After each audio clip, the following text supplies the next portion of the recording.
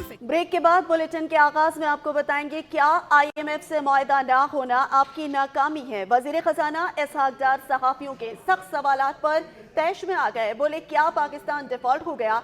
हमने हर international payment की है। एक और साल आपको पहली बार मुश्किल मौशी हालात मिले और आप मईशत संभाल नहीं पा रहे। उसके जवाब में वजीर खजाना ने कहा कि आपने जो फैसला देना है दे दें, मैं बाद में देख लूंगा। इसहाक डार ने नए बजट और IMF से मुतालिक सवालों का जवाब देने से गुरेज किया।